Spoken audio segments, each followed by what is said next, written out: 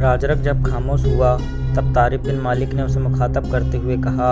اے راجرک، تمہاری باتوں سے مجھے یاد آیا، میرے پاس کاؤنٹ جولین کی بیٹی فلوریڈا کے نام اس کے باپ کے خط کے علاوہ اس کے لیے کچھ سامان بھی ہے۔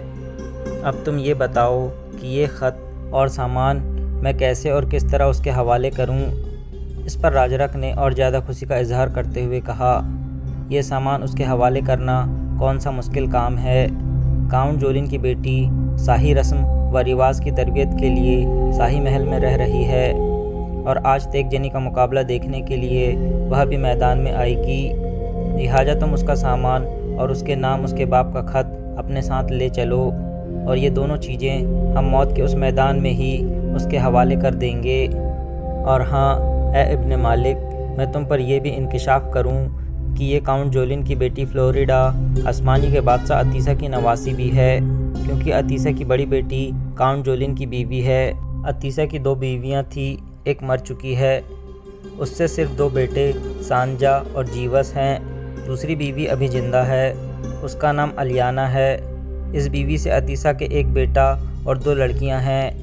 بیٹے کا نام یوراکا ہے اور دونوں بیٹیوں میں سے ایک تو اقلیمہ ہے جسے میں پسند کرتا ہوں، اور دوسری بیٹی وہ ہے جس کی شادی سبتا کے حاکم کاؤنٹ جولین سے ہو چکی ہے، جس کی بیٹی فلوریڈا کے لیے تم سامان اور خط لے کر آئے ہو۔ ذرا رک کر راجرک نے پھر کہنا شروع کیا، سنو ابن مالک، گو اقلیمہ فلوریڈا کی خالہ ہے، لیکن فلوریڈا بھانجی ہونے کے باوجود اپنی خالہ اقلیمہ سے عمر میں بڑی ہے، دونوں ہی غیر معمولی طور پر ہم شکل ہونے کے ساتھ ساتھ انتہائی درجے کی خوبصورت بھی ہیں۔ اس وقت ہسپانیہ کے اندر 2 ہی لڑکیاں ہیں جنہیں میں پسند کرتا ہوں اور جن سے میں نے شادی کرنے کا عہد کر رکھا ہے، ایک یہ اقلیمہ ہے اور دوسری کا نام لونا ہے، جو ہسپانیہ کے ایک رئیس اور سردار کی بیٹی ہے اور جو مجھے پسند بھی کرتی ہے۔ اس کے باپ سے بھی میری بات ہو چکی ہے اور عنقریب اس لونا کی شادی مجھ سے ہو جائے گی، لیکن یہ جو اقلیمہ ہے یہ مجھ سے انتہائی درجے کی نفرت کرتی ہے اور میں عزم کر چکا ہوں کہ ایک نہ ایک روز اسے اپنے سامنے ضرور جھکا کر رہوں گا۔ اور اے ابن مالک، میں تم پر یہ بھی انکشاف کر دوں کہ ہسپانیہ کے بادشاہ اتیسا کے وہ بیٹے جن کے نام سانجا اور جیوس ہے اور جن کی ماں مر چکی ہے، وہ بھی ان دنوں اتیسا کے خلاف ہو چکے ہیں،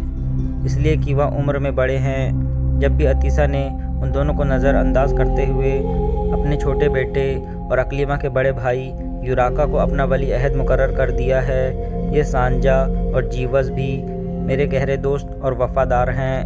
اور یہ دونوں چاہتے ہیں کہ ولی عہدی کا مرتبہ حاصل کرنے میں اتیسا کے خلاف ان کی مدد کروں، پر میں ابھی تک ان کی ان خواہشوں کا ساتھ نہیں دے رہا۔ پر اے ابن مالک، تم چھوڑو ان باتوں کو، جو سامان تم نے اتیسا کی نواسی اور کاؤنٹ جولین کی بیٹی کے حوالے کرنا ہے وہ لے لو، تاکہ ہم موت کے اس میدان کی طرف چلیں۔ طارق بن مالک نے فوراً وہ خط اور سامان لے لیا جو اس نے فلوریڈا کے حوالے کرنا تھا۔ پھر دونوں اس رہائش گاہ سے باہر نکلے۔ طارق بن مالک نے اپنی رہائش گاہ کو باہر سے قفل لگا دیا، اس کے بعد انہوں نے ہیثم اور یریم کو بھی اپنے ساتھ لیا اور موت کے اس میدان میں داخل ہونے کے لیے دائیں طرف مڑنے لگے تھے۔ تھوڑی دیر بعد طارق بن مالک اور راجرک ہیثم اور یریم کے ساتھ موت کے میدان میں داخل ہوئے۔ طارق بن مالک نے دیکھا کہ گولائی میں وہ ایک وسیع اور بہت بڑا میدان تھا، جس کے چاروں طرف پتھر کی سیڑھیاں لوگوں کے بیٹھنے کے لیے بنائی گئی تھی۔ میدان کے شمالی طرف پتھروں سے بنائی ہوئی ایک بلند شہ نشین تھی، اس شہ نشین کو لکڑی کے خوبصورت تختوں سے ڈھانپنے کے بعد اس کے اوپر نرم اور دبیز رنگ کے قالین ڈال دیے گئے تھے اور اس شہ نشین پر ہسپانیہ کے بادشاہ اتیسا اور اس کے اہل خانہ کے بیٹھنے کا بہترین اور عمدہ انتظام کیا گیا تھا۔ راجرک اور طارق بن مالک بھی ہیثم اور یریم کے ساتھ اس شہ نشین کے قریب ہی جا کر بیٹھ گئے۔ لوگ بڑی تیزی کے ساتھ ان کے چاروں دروازوں سے میدان کے اندر داخل ہونا شروع ہو گئے تھے اور دیکھتے ہی دیکھتے وہ وسیع و عریض میدان کھچا کھچ بھر گیا تھا۔ تھوڑی ہی دیر بعد ہسپانیہ کا بادشاہ اتیسا بھی اپنے اہل خانہ کے ساتھ میدان میں داخل ہوا اور شہ نشین پر بیٹھ گیا۔ اس موقع پر راجرک نے طارق بن مالک کو مخاطب کرتے ہوئے کہنا شروع کیا، اے ابن مالک، وسط میں جو ادھیڑ عمر کا شخص بیٹھا ہوا ہے وہ ہسپانیہ کا بادشاہ اتیسا ہے، اس کے دائیں طرف اس کا بیٹا اور ولی عہد یوراکا ہے، اس یوراکا کے ساتھ عتیسہ کی بیوی اور یوراکا کی ماں الیانا ہے۔ الیانا کے پہلو میں حسین اکلیما ہے اور اکلیما کے ساتھ کاؤنٹ جولین کی بیٹی اور اکلیما کی بھانجی فلوریڈا بیٹھی ہوئی ہے، جبکہ عتیسہ کے بائیں طرف اس کے وہ دونوں بیٹے بیٹھے ہوئے ہیں جن کے نام سنجا اور جیوس ہے، جن کی ماں مر چکی ہے اور جن دونوں کو نظر انداز کر کے اس عتیسہ نے اپنے چھوٹے بیٹے یوراکا کو ولی عہد مقرر کر دیا ہے۔ طارق بن مالک نے دیکھا ہسپانیہ کے بادشاہ عتیسہ کی نوعمر اور نوخیز بیٹی اکلیما صبح کی جل پریوں جیسی حسین، غزل کے روپ جیسی خوبصورت،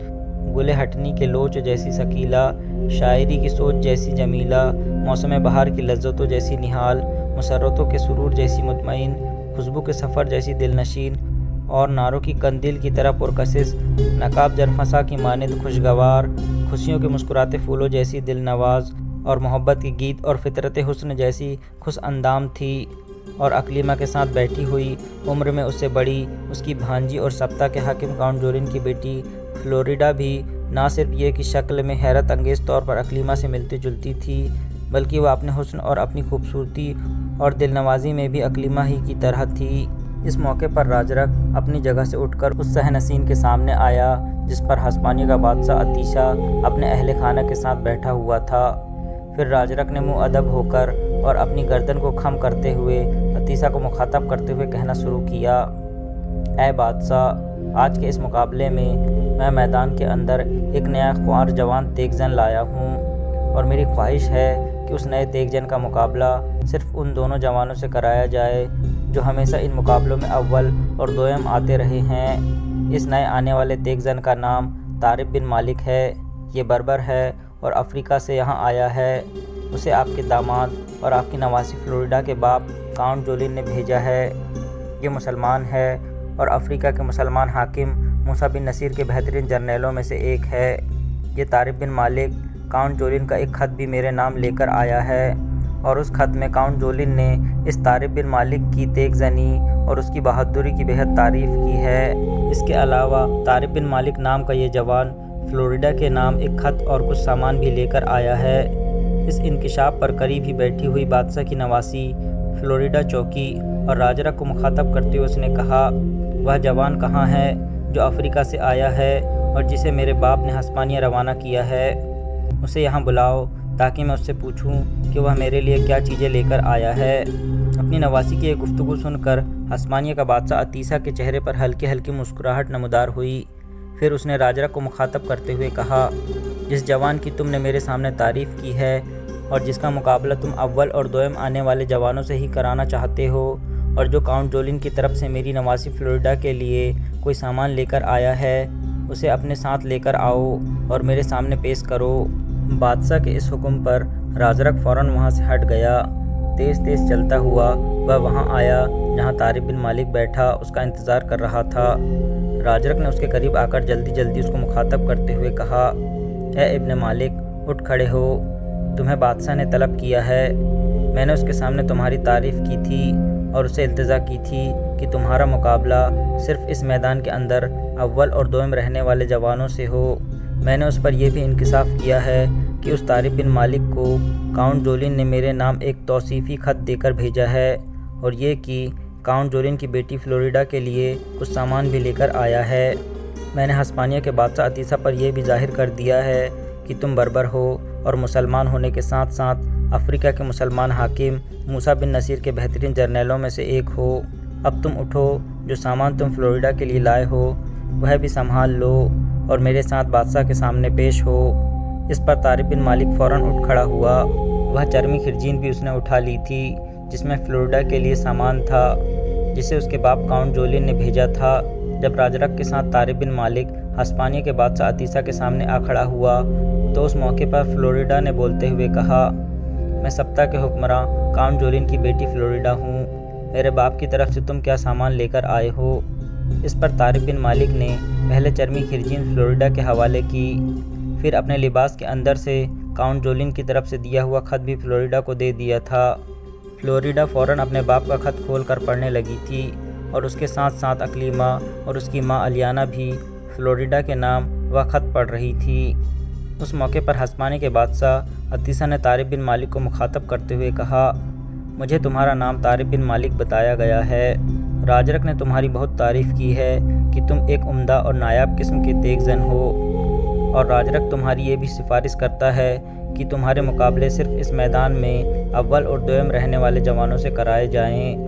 لہٰذا اے اجنبی، میں راجرک کی اس خواہش کا احترام کرتے ہوئے تمہارے مقابلے صرف اول اور دوئم آنے والے جوانوں سے ہی کرانے کا فیصلہ کرتا ہوں۔ آج کے دن موت کے اس میدان میں اول اور دوئم آنے والے ان جوانوں ہی سے تمہارے دو مقابلے بڑے اہم اور اہمیت کے حامل ہوں گے۔ لہٰذا تم بتاؤ، مقابلے میں اس میدان میں اترنے کے لیے تم اپنی تلوار اور ڈھال استعمال کرو گے یا ہم نئی تلوار اور ڈھال مہیا کریں؟ طارق بن مالک نے غور سے ہسپانی کے بادشاہ عطیسہ کی طرف دیکھتے ہوئے جواب دیا، اے بادشاہ، میں اپنی ہی تلوار اور ڈھال استعمال کروں گا۔ اس پر عطیسہ نے پھر طارق بن مالک کو مخاطب کرتے ہوئے کہا، اے ابن مالک، کیا تم مجھے اپنی تلوار اور ڈھال دکھاؤ گے تاکہ میں اندازہ لگا سکوں کہ تم کس قسم کے ہتھیار استعمال کرنے کے عادی ہو؟ اس پر طارق بن مالک نے اپنی پشت پر لٹکتی ہوئی اپنی ڈھال اور پھر اپنی تلوار بے نیام کر کے عطیسہ کے سامنے رکھ دی۔ عطیسہ نے تھوڑی دیر تک طارق بن مالک کی تلوار اور ڈھال کا جائزہ لیا، پھر اس نے بڑے غور سے طارق بن مالک کی طرف دیکھتے ہوئے کہا، اے ابن مالک، میں تمہیں مشورہ دوں گا کہ تم اپنی اس تلوار اور اس ڈھال کے ساتھ موت کے اس میدان کے مقابلے میں نہ اترو۔ اس میں تمہاری کامیابی کے آثار قطعی مشکل بلکہ ناممکن ہیں، اس لیے کہ تمہاری تلوار خمدار اور تمہاری ڈھال گول ہے، جبکہ یہاں پر سیدھی تلوار اور چار کونوں والی مستطیل ڈھال کے سامنے تمہاری یہ گول ڈھال اور خمدار تلوار مکمل طور پر ناکام ہو کر رہ جائے گی۔ لہٰذا میں تمہیں خلوص کے ساتھ مشورہ دیتا ہوں کہ اپنی اس تلوار اور ڈھال کو یہیں میرے سامنے پڑا رہنے دو۔ اس مقابلے میں حصہ لینے کے لیے ہم تمہیں سیدھی تلوار اور مستطیل ڈھال مہیا کرتے ہیں، اس طرح تم ان مقابلوں میں حصہ لینے کے قابل ہو جاؤ گے۔ طارق بن مالک نے پہلے اپنی ڈھال اٹھا کر اپنی کمر پر باندھی، اس کے بعد اس نے اپنی تلوار اپنے نیام میں ڈالتے ہوئے مؤدب انداز میں عطیسہ کو مخاطب کرتے ہوئے کہا،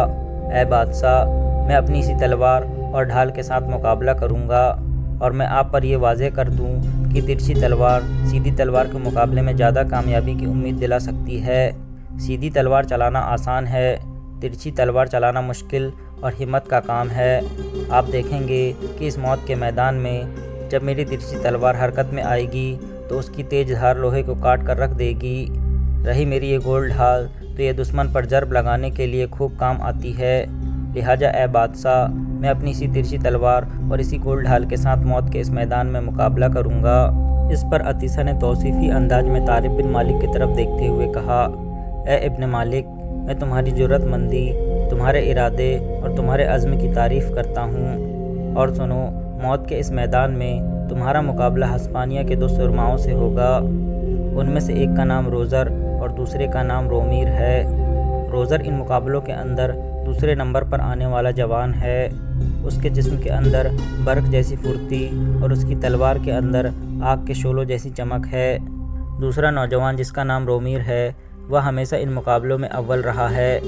یہ نوجوان انتہائی خوبصورت ہونے کے ساتھ ساتھ اچھے قد کاٹ، ڈیل ڈول اور اپنی جسمانی ساخت اور شخصیت میں ایک انتہائی خوبصورت جوان ہونے کے علاوہ بلا کا طاقتور اور ایک بے مثال تیغ زن ہے۔ رومیر نام کا یہ جوان میری بیٹی اکلیمہ کا استاد اور اتالیق ہے، اور یہ میری بیٹی اکلیمہ کو تیغ زنی کی تربیت دینے پر مقرر ہے۔ اے ابن مالک، اگر تم روزر سے جیت گئے اور رومیر سے ہار گئے تو میں تمہیں مال و اکرام سے مالا مال کر کے تمہیں اپنے لشکر میں ایک سالار کی حیثیت سے شامل ہونے کی پیشکش کروں گا، اور اگر تم نے روزر کے ساتھ ہمیشہ اول رہنے والے نوجوان رومیر کو بھی اپنے سامنے مغلوب کر دیا تو اے ابن مالک، میں تمہیں اپنی بیٹی اکلیمہ کا محافظ مقرر کر دوں گا۔